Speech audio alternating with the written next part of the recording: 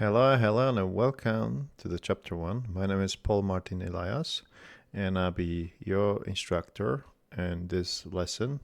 And I'm also the author of the upcoming book, Procedural Content Generation in Unreal Engine 5. And for this prior to coming book, I would like to also show you how to do things with PCG. We will be following up in one of the chapters. In this case, will be chapter 1. And I'll show you how to set up the very simple example of procedural content generation graph. But in this case, the whole point of this chapter is to show you how you can distinguish the difference between a normal typical HISM or ISM, in this case, hierarchical instance static meshes, which are generated across the map. And we're going to compare this with a PCG that has more evaluation, but also a lot better performance. And we're gonna use this example to compare between those two. So to start off, let me open up chapter 1, and just for your information, you can find these projects inside a GitHub link, which is always attached to the book. And to get more info, you can basically go to a GitHub link and of the Packt book publishing. And for more information, you'll find it on the description below. To start off, let's go and use one of the examples which I've created. So if I drag and drop in here,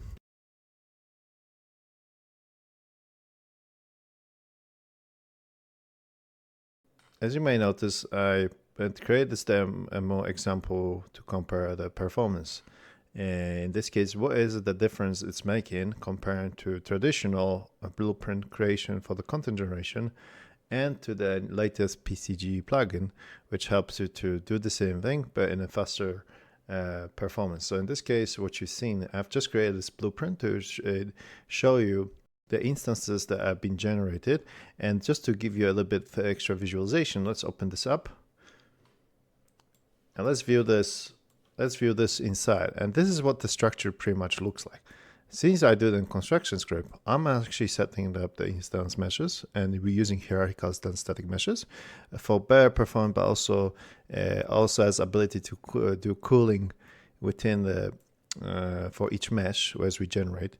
And also we actually going for the for loop step. So we're having for loop for each sections for the column as well as to row, and we actually calculating the spacing in between.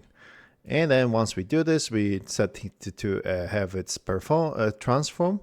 We say have to make a transform in order to transfer the positions of each initiated static meshes. And then by the time we follow this up towards the end, we actually adding those instant meshes into the scene. So this is what the kind of formula looks like for this specific example. And when it comes to PCG, we also gonna use hierarchical instance static meshes, but the algorithm behind it is like way more optimized to deal with heavier elements that are going to be rendered on the scene. So for example, if I start to move this around, you see how slow the objects are moving. And that's not something cool for things to, let's say you wanna deal with level design as well as environmental content creation when it comes to designing games as well as any projects that requires real time. And as you may see, if I load my tools, which is the Insight tool, and it's very interesting because this is the tool that I actually also explain in the book. So basically what it is called Unreal Insight. And if I open this up, and then you may see, double click, and now you start seeing that histograms of what's happening currently on your computer while you're running the project. Just to give you more content of this, so let me try and make it a little bit sizable. So if I put this side by side, and then when you start seeing the movements I'm trying to make from one place to another, you see this massive spikes taking its shape inside that specific histogram section of the of this Unreal Insight. This is because the frames starting to lower down. There's some processes that are taking over in that moment when you are trying to move all these static meshes instances from one location to another only within small distance. And what you see, there's so much going on On that specifically section, there was so much going on, processes that are taking lots of time and memory. Not only memory, but also a lot of CPU instructions are being sent to. So this is also a downside of using these traditional methods of content generation. With this one, at least we know in the process this is not the ideal selection and also ideal solution for this specific problem. So that's why PCG comes a bit more handy. So let's try it now and create one PCG just for comparison. So in this case, in order for you to work with PCG, what you exactly need to do is to go to Edit, go to Plugins, and type in Procedural Content Generation. Make sure you enable the first one. You don't need to worry about the other ones, but for now, it's good just to stick to one for this time being. And when it comes to working with the book across this entire exercises for each chapter, we are only going to use the first selection, which is the Procedural Content Generation framework for PCG. We might as well later, one of the examples, use the third one, the latter one, which is the Procedural Content Generation framework geometry script, but this is something for later. So now let's close this. Once you enable this, make sure you restart it. And now with this one set up, let's go and right click, let's create a new PCG graph. Call it PCG rock. So double click. And let's start beginning create our PCG framework here. So, and to do this, we are going first set a few things up. So in this case, because of 5.4 release, you need to, for the node input, you need to set up first how you want it to, the points to be generated in our graph. So in this case, we need to make sure we set up spatial from spatial to landscape. And this is where we're gonna use landscape actor to generate our meshes. So in this case, what we're gonna do is right click and look for surface sampler. Let's connect this.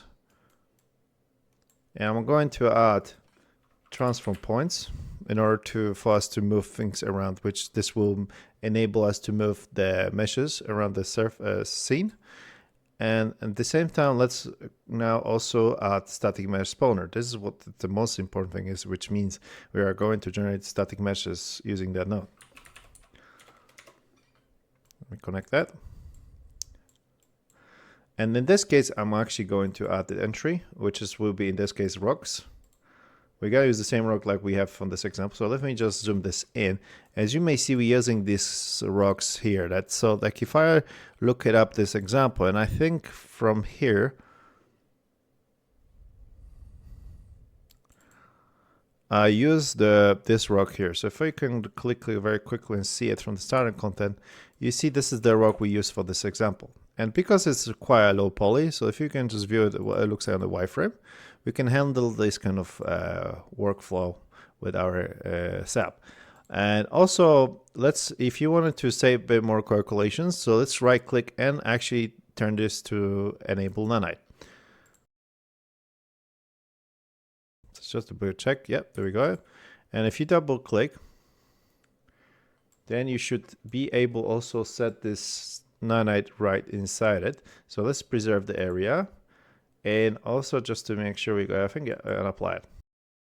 So now, of course, the performance will be a little bit faster, but because for this example, it's good to use nanite just to have extra frame rate to leverage the performance level and be able to work faster with the given example. So let's go back to our PCG graph and let's use this rock now. So let's go and call it SM rock. And if I save this, and now with this one set up, let's go back to find this rocks example. And I'm gonna remove this guy and drag and drop into the space. And now you start seeing our rocks appearing. Cool, and then if I make it bigger, as you may see, I can even move them around. And also I'm trying to also increase the number of rocks. So let's go back to our PCG rocks here. And here what we can do in order to increase that, we can actually go and set this up here. So if I decrease the number of points extend, so let's go and check this out by example here on the side.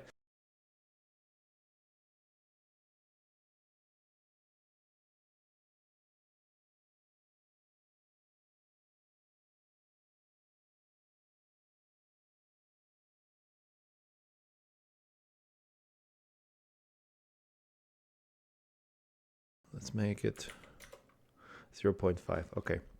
So if you start playing with these around, and you can manage to change those values to have a bit more rocks around that.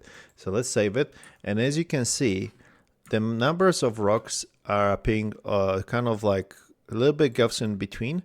But in order to measure how many rocks we're actually using in this situation, we can go back to our graph. And if you select hit A to analyze the rocks, by pressing A, it gives you this little hexagonal shape icon top of the left corner to indicate that you're on that inspection mode. So, and then as you can see, the number of points that are generated in order for us to have these rocks appearing is about 5,916. So if I disable this, or let's go, let's just turn it off, and then let's say I wanted to debug it. So if you want to debug it, just press the key button on your keyboard. And what you're gonna see is all these cubes are started to take shape here as well. And now you see the number of these points which are generated also being replaced by these debug cubes here. So that also gives you indication there are about 5,900 points being generated. You can also increase the number of these points. So let's go back and let's set the surface sampler. So what if I set it to something like 1? So now, if I go back again, we have 11,000 of them. And then we can now turn off our inspection by pressing A again. Press D for transfer points to turn on debug, and let's go and connect this all together. So now you start seeing the numbers of these, in this case, rocks are literally performing very well. So if I even move this around, you should be seeing that my numbers of rocks doesn't change. They only can offset sometimes because depending on what position you're moving in. But in this case, my performance is a lot better compared to what I had here. Because if I want to move these, even all of them are about 10,000. Knowing if you multiply 100 by 100, they are about 10,000. So in this case, it's very slow. But if I have the same sort of ability to generate the number of rocks even more, but in this case, I can always be very quick and easy with moving the rocks around, it doesn't take too much of a performance. So in this case, as you may see, if I go back to my graph and see what's happening on this current situation, all the spikes doesn't go as high, and the numbers of the calculations that takes time for these cubes to be generated, it takes a lot less performance. So now you see, if I click on this, it doesn't take too much bottleneck to load this up when you start moving things around with the rocks that are appearing on the PCG volume here. So that's another plus. And also you can also identify what is it currently it's reading when it's happening on the processes. So this is another advantage of using PCG in this case. Thank you so much, and I hope this chapter was very useful.